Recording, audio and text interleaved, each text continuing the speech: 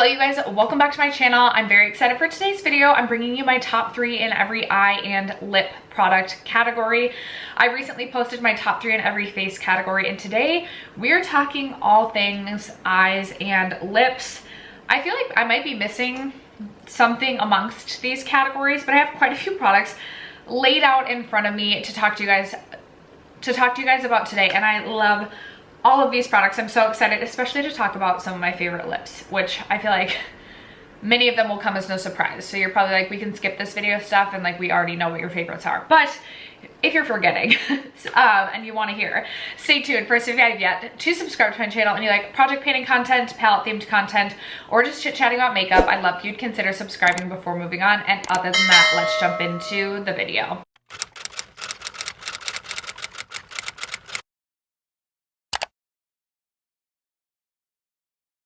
Okay, you guys, I think I'm going to start with eyes, and I feel like the eye categories are not very exciting. I'm going to be posting my top 3 eyeshadow palettes in every category, the tag that Angelica created a couple of years ago, but that probably won't be coming until like mid to end of December. So we're not talking about eyeshadow palettes in today's video. That will be coming. But let's just start with eyeshadow primer. I'm not super picky when it comes to eyeshadow primer. Unless something is truly terrible, like I will make it work, and I kind of just like use what I have in my collection. Eyeshadow primer also takes forever to get through, so but earlier this year, my sister gave me this one from NARS. It's the Smudge Proof eyeshadow base, and I've actually really enjoyed using this. I'm trying to think of what eyeshadow primer I was using last year. I think it was the Smashbox one. This is one of my favorites that I have used. I will say this is definitely something that if I didn't have other eyeshadow primers in my collection to use after I finish this, I would immediately go out and repurchase. It has a white base to it, which might not be everybody's favorite, but as you like blend it out onto the eyes, I don't think it's like a super pigmented white. It really kind of just shears out, and I feel like it does an incredible job of really gripping my eyeshadow and making things last longer. I also really enjoy the Fenty Beauty Pro Filter eyeshadow primer as well, kind of similar to this in that it is, well, this one is a little bit more pink toned or like skin toned, but it really does just sheer out, and I really feel like this has a really nice tackiness to it. So I'm a big fan of this.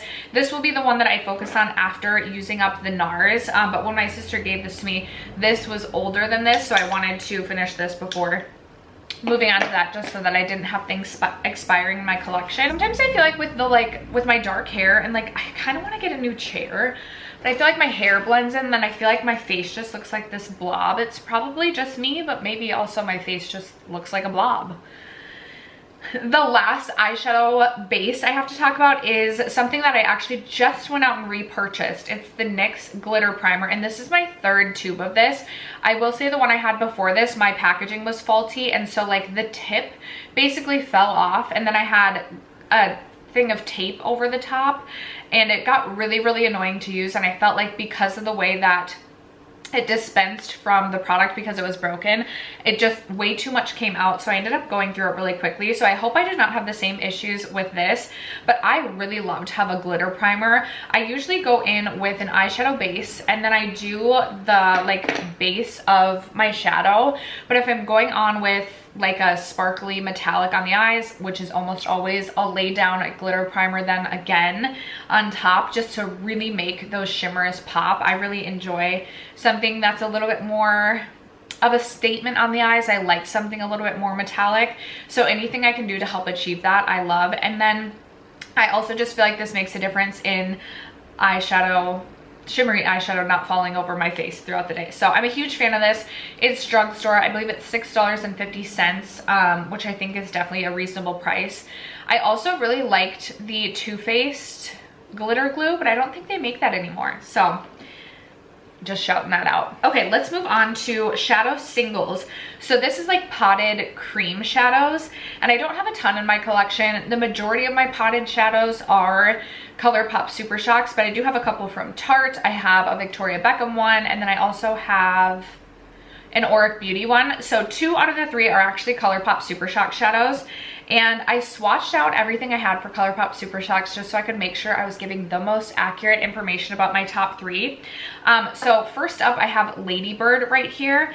I really love the shade Ladybird. It is this really beautiful glittery metallic sort of shade. It is, the glitter throughout this is like more silver, but the base has a champagne-iness to it that doesn't make it like super cool toned. In fact, I feel like it gives it a little bit of warmth. I was just double checking. This is an ultra glitter. Sometimes with the ultra glitters, I do feel like I have glitter fallout throughout, but then I put down a glitter glue and that definitely helps. But this is definitely a favorite Super Shock in my collection. And then the other favorite Super Shock is actually Sail Away. I was trying to decide if I was going to include Ritz, but I prefer these two over Ritz. So Sail Away, again, I believe is an ultra glitter. Yes, it is an ultra glitter. There is Sail Away right below Ladybird. So as you can tell, Sail Away has more of like a peachiness to it. And I just think it is so beautiful if I'm wanting just like a one shadow, but a little bit of warmth or like a peachy one shadow shade. I think this is so beautiful for that. And then the third single I have is this one from Tarte. So this is their chrome paint in the shade, oh no, in the shade Wild at Heart. Yeah, Wild at Heart. This is kind of what it looks like in the pot. So swatched out, what I love about Wild at Heart is it is kind of like one of those iridescent blue pink sort of shifty shades. There it is swatched on the top right here. I don't know how well you'll be able to see. Just has a beautiful reflect to it, and it almost has this like pink base with like a blue green, almost like teal sort of reflect, and I think it is just absolutely stunning on the eyes. It's super metallic on the eyes. You can really build this up to be like kind of punchy, but again, just like this also like just punchy yet a sheer wash of just this beautiful shifty shade. I really enjoy this one. I also have Top Yacht from the Tarte Chrome Paint Pot line, and that one is really good too if you are liking something that's like more of a golden champagne but super metallic. That one is also really good. For brows, these are definitely my top 3 brow products. I've repurchased each of these and I use all 3 of them in my brow routine. So first up, I have the NYX Brow Glue, and this is what I use for like a brow styling gel, if you will.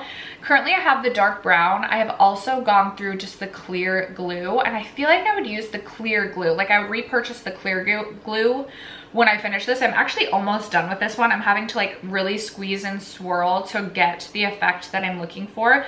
But I really do feel like this is a really nice job of holding my brows in place. I think some people might find this a little bit heavy in the brows, but I have thicker brows, so I do feel like it does a nice job for what I'm looking for. Then for penciling in my brows, the NYX Micro Brow is by far my favorite brow pencil. It's drugstore, it's more affordable, and it really does have a really nice fine point tip to it, which is definitely what I prefer. It isn't ultra creamy, but it also is not so waxy that it's like tugging brow hairs out as I'm trying to pencil in my brows. I feel like it does a really nice job of outlining the brows, and I'm just a huge fan of this one. I don't feel like you have to spend a ton of money on a good brow routine. Not saying I necessarily have good brows or a good brow routine, but it works for me. I am not someone who's gonna sit and spend 10 minutes on my eyebrows ever. That is just not who I am. So this is just what works for me. And then finally, I have the Undone Beauty Brow Duo. So I actually have a new one. I've had this for a bit. I haven't taken the wrapping out yet, just because I'm trying to get through a couple other tinted brow gels.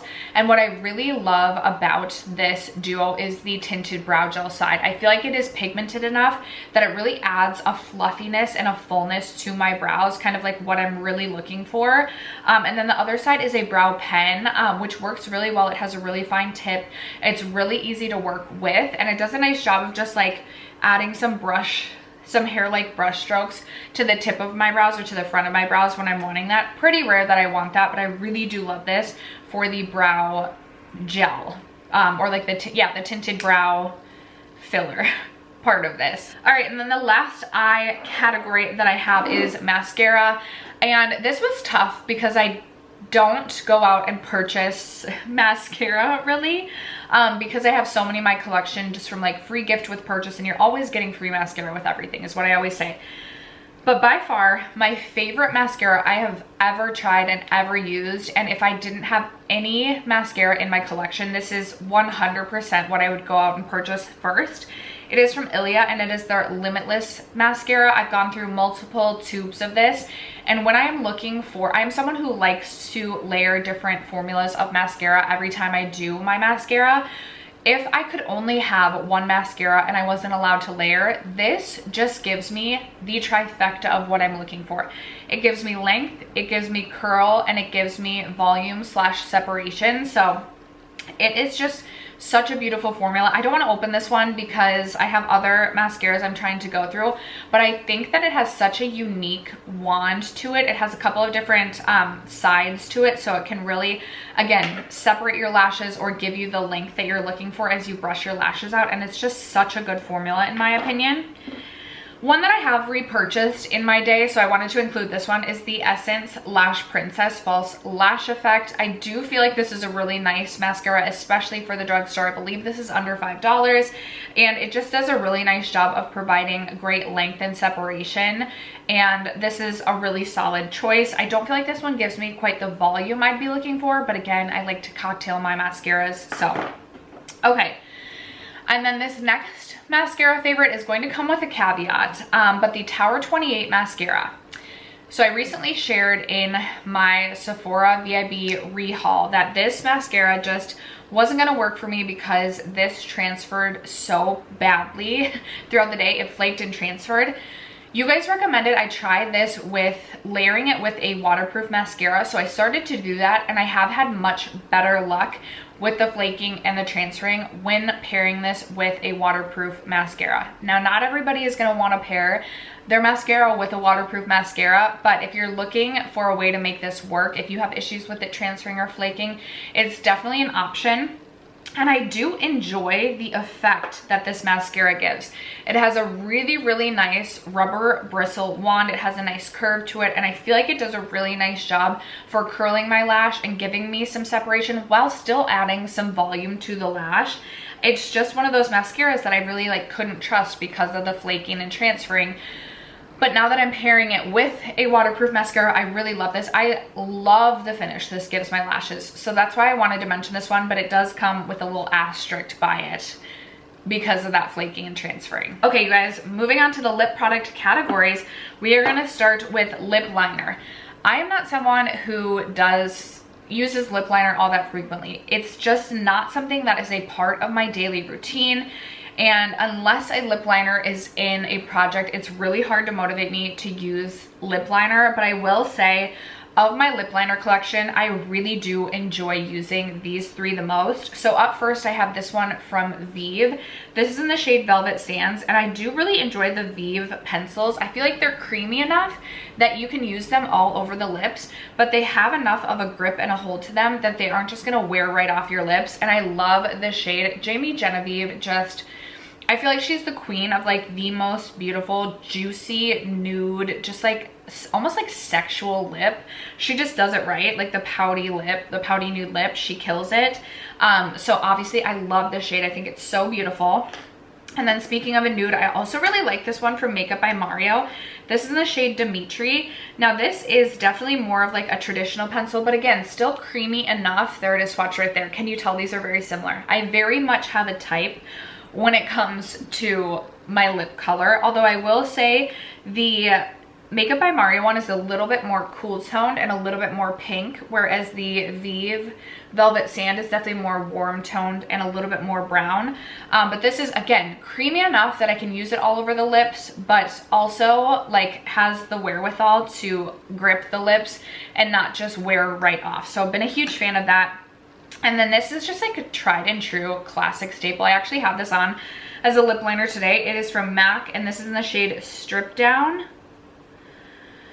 And again, just a really beautiful brown nude shade. This one is actually pretty similar. I want to swatch it right next to the Velvet Sands. Pretty similar to Velvet Sands, maybe even just a little bit more warm toned, but just a really, really beautiful pencil. Again, you can use it all over the lips, but it does have a good wear time to it too. So I enjoy this one from MAC as well. Moving on to lip balms. I am a Minnesota girly, so lip balm is very, very, very, very important to my lip collection.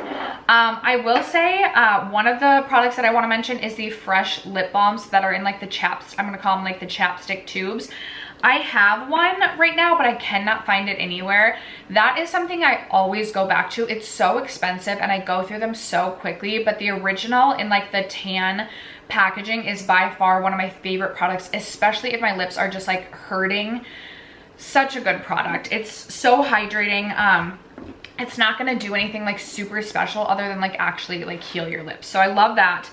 Also, you guys, like Aquaphor is really good for your lips. Anyway, the other two favorites that I have. So I have this one from Glossier. It's the Balm.com. Really thick product. So I feel like not gonna be for everyone. I think they may have reformulated these as well. This is from last year's. This is from last year. It's the Swiss Miss Balm.com.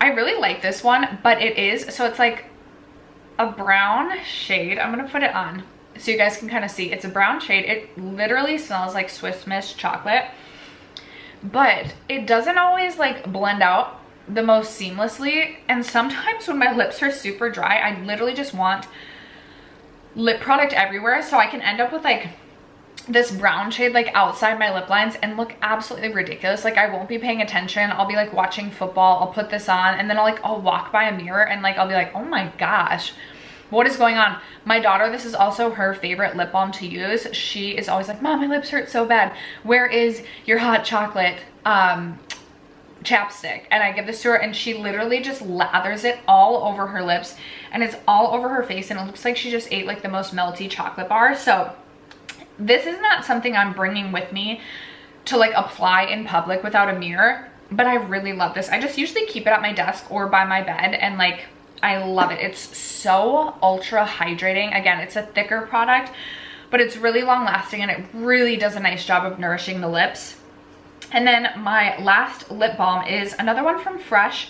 It's the Fresh Sugar Watermelon Hydrating Lip Balm. I also really love these potted lip balms from Fresh. Not my favorite way to apply a lip balm, but this formula in the pot, even more so, oh my gosh, it smells so good. It smells like watermelon. Even more so than the like chapstick containers. It's so incredibly hydrating. And again, just feels so nourishing and so lovely on the lips. So if you're looking for some good hydration on the lips, some good hydrating lip balms, I would highly recommend these two, as well as the other one from Fresh. Okay, lip oil. I love lip oil, but I have really learned this year that not every lip oil is created equally. These are by far my favorite. Clarins lip oil is expensive, but definitely my tippity top favorite lip oil I've ever tried. I just love the way it feels, even applying it. I love the doe foot. It's this larger doe foot applicator and it has a bit of a curve to it. It literally just feels so luxurious to apply. And the formula just feels so nice on the lips. It is a little bit thicker, but it also feels so smooth on the lips. And it's just, oh, it feels so nice on the lips. Just like a luxurious treat for your lips. So I cannot recommend the Clarins lip oil formula enough. Recently, I tried this one from Milani, and this one is really similar to the Clarins lip oil. I still prefer the Clarins lip oil, like if I had to choose a favorite. But this Milani lip oil applicator, tell me they're not trying to dupe the Clarins. I wonder if I could hold these side by side. The Milani one is longer. And the Clarins might be just like the slightest bit like wider, but they both have a curve to them and they're super similar.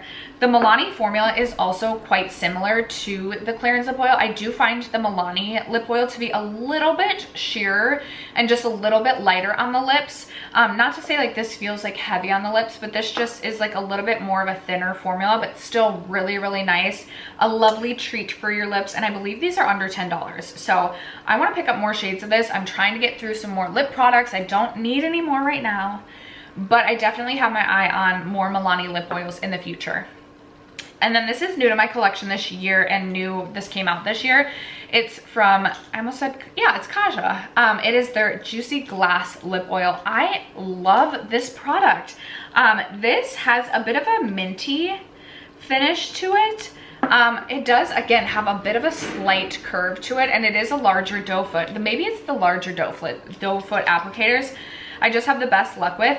But this is just, it's sheer but offers a beautiful wash of color depending on what shade you have.